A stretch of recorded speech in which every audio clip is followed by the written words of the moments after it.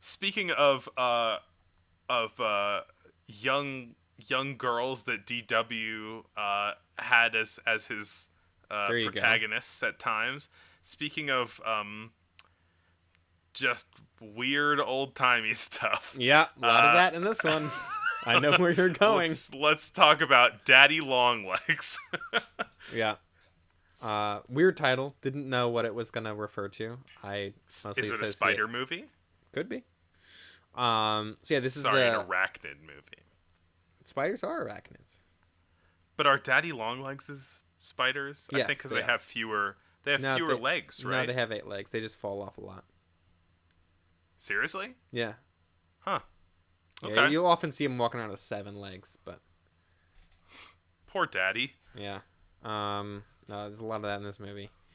This is directed by Marshall Nealon, who's not a name that I'm super familiar with, but he did a bunch of movies in the 1910s. Yeah. He also played Um, one of the principal characters in this. True, true. And it stars Mary Pickford. I mean, movie star extraordinaire. Yes. In Founder in of 1919. United Artists. Yeah, She's along with DW. she's 27 years old, playing like a little child in this movie. Well, as she is playing wont to do. multiple ages. Yeah, She plays yeah. she plays like an 11-year-old child, and then like a, I don't know, like Okay. closer to her actual age, but probably still skewing younger. Yeah. Yeah, does that a lot.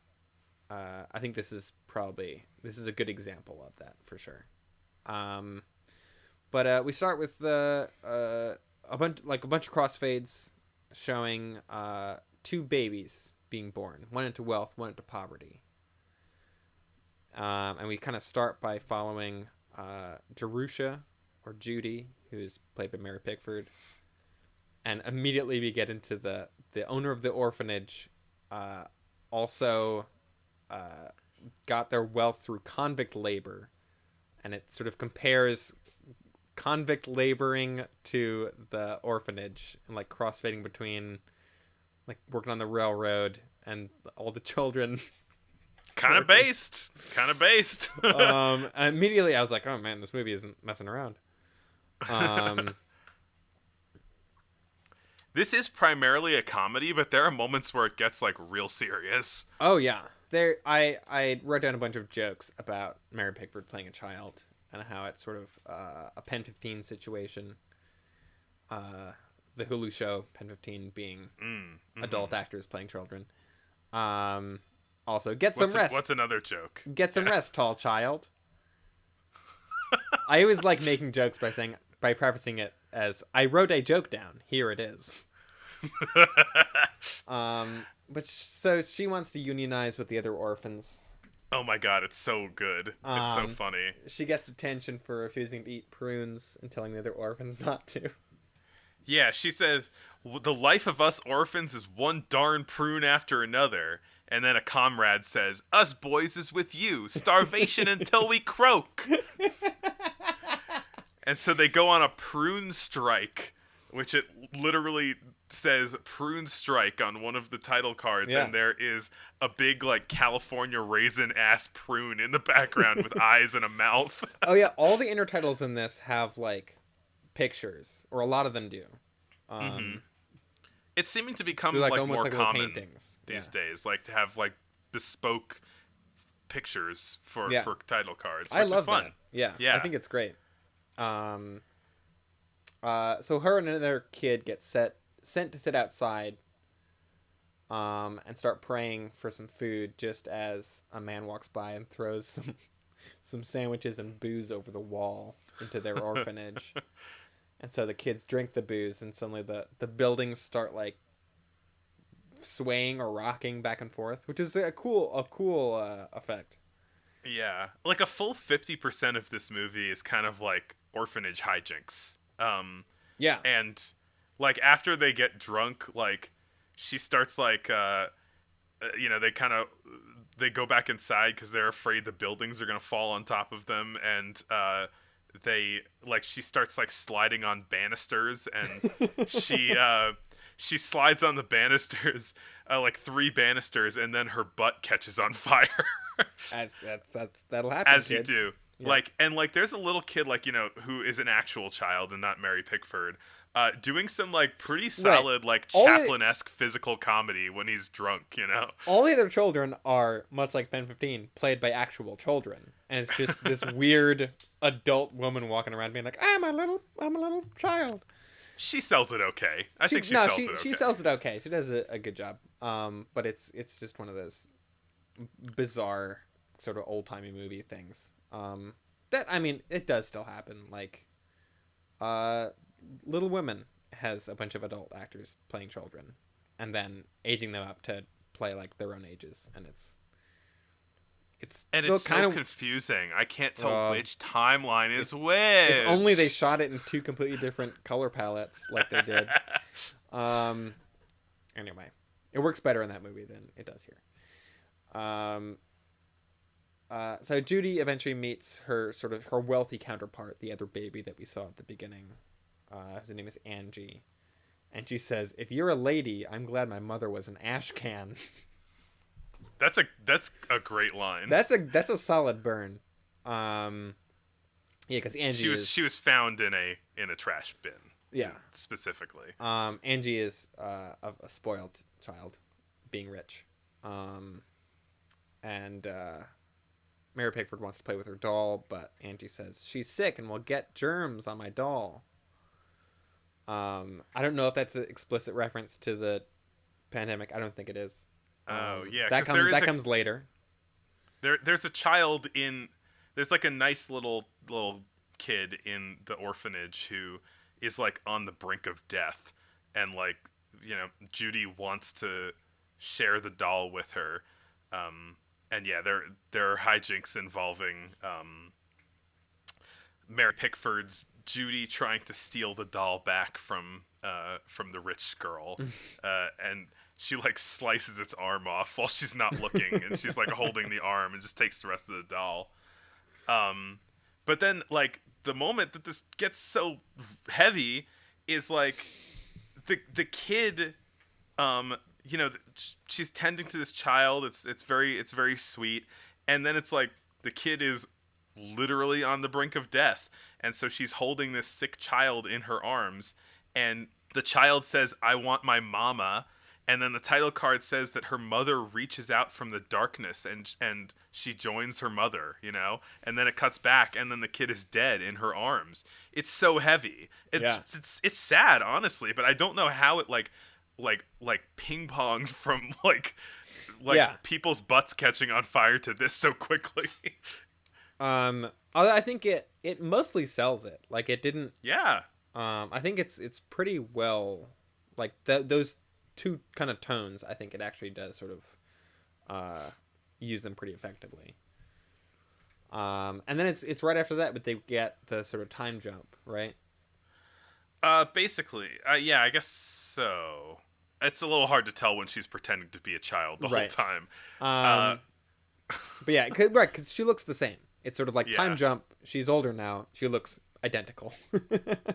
She's older. She's still at the orphanage, but a mysterious benefactor offers to pay for her to go to college, and she like sees like a silhouette of this mysterious figure. He wants to stay anonymous. Yeah. Yeah. And names him Daddy Longlegs. I guess because he has long legs and because he is presumably paternal. Some kind of sugar daddy. It's a sugar daddy movie. The amount of times that the word daddy is bandied about in this film was a little uncomfortable. And it's here where she leaves to go to college, and when she goes to the train station, there is the single sort of like known reference in a film from this time period to the ongoing pandemic, which is she goes to the train station, everyone's wearing masks, and she sneezes and they all run away, like for fear of catching presumably influenza. And that's it. It's like a single shot. That's like the only time in like any surviving movie that there's like a real direct. They don't want that heaviness. Yeah, it's true. Better just to show children dying from disease. Oh, and then we get a wild scene. We cut away to the offices of Dan Cupid, Unlimited World Dominion. Unlimited being like LTD, yeah. LTD. Yeah. There's a bunch of Cupid babies, sort of conspiring to make Judy fall in love with someone, but it's like this weird, like Coen Brothersy. It's like a company. It's very weird. But all they're the in like Cupids are in like an office somewhere. Yes, they're all babies with wings strapped to them. Yeah, all the little boss babies. And like one of them, like there are kind of a couple of potential suitors set up at her college. Yes. One is a younger man who is not interested in ladies most of the time.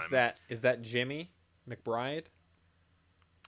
I think that was his name. I didn't note down his name. Well, that's the one that's played by the director. I noted down that one of them is named Jimmy McBride, and he is introduced by an intertitle that says Jimmy McBride, a Princeton freshman who just hates himself. Yeah, there were a lot of really funny title cards in this. Like I was laughing a lot at this movie. It is quite funny. Yeah. One thing, if we like go back to the beginning a little bit, was that while they were introducing like the kind of headmistress or whatever of the orphanage, they're making all of these like comparisons of people to like this person, it like dissolve, like introduce this person, it dissolves to a flower. It's like the kind of flower they are, and then it says.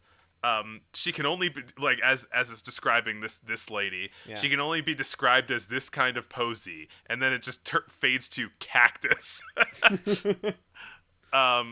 Hilarious. Well, then it calls her a stinkweed. After yes. Our sincerest apologies, a stinkweed. Yeah, they're like, ooh, sincerest apologies for calling someone a stinkweed. And the other suitor is. A kind of silver fox. In fact, they say, "What's Foxy Grandpa doing here?" I wrote that down. I was like, "Foxy Grandpa's coming back." Is that just a term that was a thing in the 1910s? Know. Maybe it was a reference to the comic strip somehow. I don't know. You could. It's very possible. Foxy Grandpa, the return of Foxy Grandpa. Oh my god. Oh, so Cupid. I guess like one of the Cupid babies kind of messes up and then accidentally like makes both of them fall in love with her. And then the Cupid boss baby says, "You've probably started another one of those darn triangle things that will end in divorce court." One of those darn triangle things. It's like hanging a lampshade on it, I guess. It is, yeah, but it's not yeah, I thought that line was pretty funny. And yeah, we sort of get some of this sort of rom-com hijinks going on. Mm-hmm. With the Star and Triangle thing. Judy wants to be a writer. She's writing a book. She's writing letters to her benefactor that we kind of see him like from behind sitting in a chair reading all the letters. Daddy. Yes. We see Daddy reading her letters. We see the daddy, correct. But her first book gets rejected because she doesn't know enough about the world. But then her second book makes her rich and famous, like easy peasy. Mm-hmm. But no one she's a college student. Yeah. Nobody comes to her graduation though. As part of the arrangement for paying for her college, her mysterious benefactor daddy requests that he receive a letter once a month from her, updating him on her progress in college, and he doesn't ever write back. And so, but she asked him like, "Daddy, please, Daddy, come to my what's the Daddy, come over now. Save my life. You made a vow." Oh, I'll cut that out. That's a Nathan for you. But wait, is it? Oh, yes. But yeah, he doesn't show up, and she's sad about it. She sends him like $1,000 check to repay his kindness. Now that she's rich and famous from being an author about horrible orphanages. Indeed. And some other things happen. Yeah, there's And some like backs and forth with like the two guys, but like she kind of starts like falling for this silver fox who's well, who's a lot older than her. he she does, but at the same time, she tells him, "I think of you more like a grandmother," which is Yeah, also a pretty sick burn. his feelings are hurt, and then he Yes. doesn't talk to her for a year. But so this silver fox, this foxy grandpa, as it were, his name is Jarvis, and he professes his love to her, but she kind of gives him a look and runs away because she is worried about like the class imbalance, I guess, more so than the age imbalance. Although they do Yeah. acknowledge that they are like, this is a little weird. Like they do at least acknowledge that, like, no, they are very different ages. But she's like constantly being confronted by this class stuff by like, you know, Yeah. students at the school that know about, you know, famous poets and she doesn't, Yeah, or that she kind of thing. she runs into Angie again, and they continue their sort of like very antagonistic relationship with each other.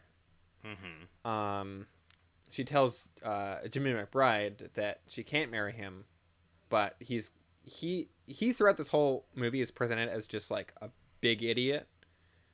Yeah. He's just like not smart.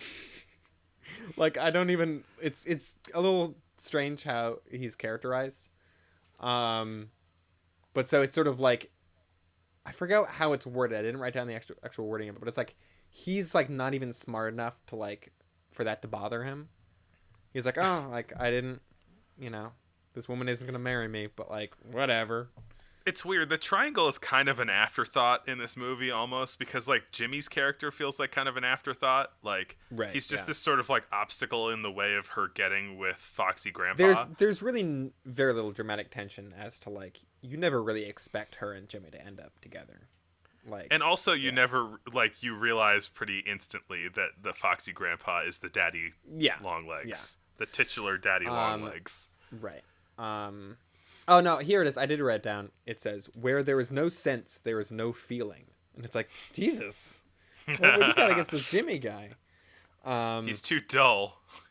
Yeah, so she finds out that that Jarvis is Daddy Longlegs, and also that he is married and dying. Wait, he's married? I didn't notice that. I mean, I wrote that down. I don't remember exactly how that's established, but He certainly wants to be with her too. He asks her Yeah. to marry him and all of that. Yeah, I don't know. I mean, eventually she just agrees. yeah, it ends on this kind of very kind of like bittersweet note. I didn't particularly love the ending, but Yeah. I do at least like how the movie acknowledges that it's like they don't really, they're not very compatible as people. Like they have a lot of affection for each other, but they are at such different ages and like places in life that it's like not gonna really work out well.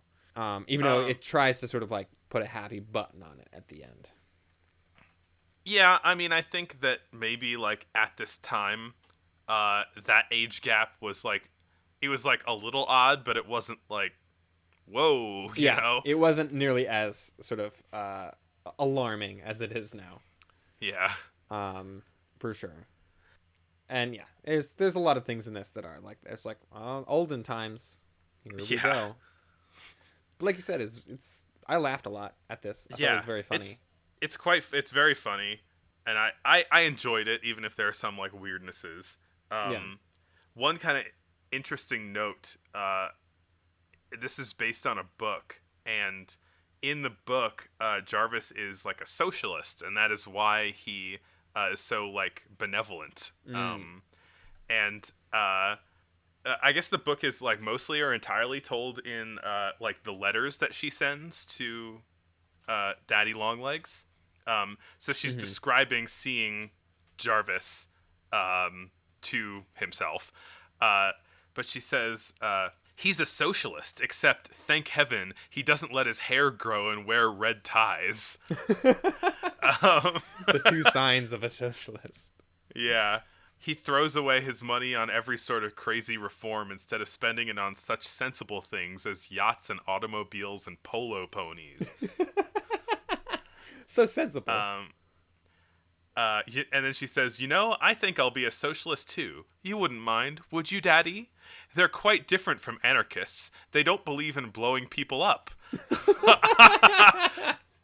Probably I am one by rights. I belong to the proletariat. I haven't determined yet just which kind I'm going to be. I will look into the subject over Sunday and declare my principles in my next. Wow, topical. Yeah. Not a lot of it in the movie.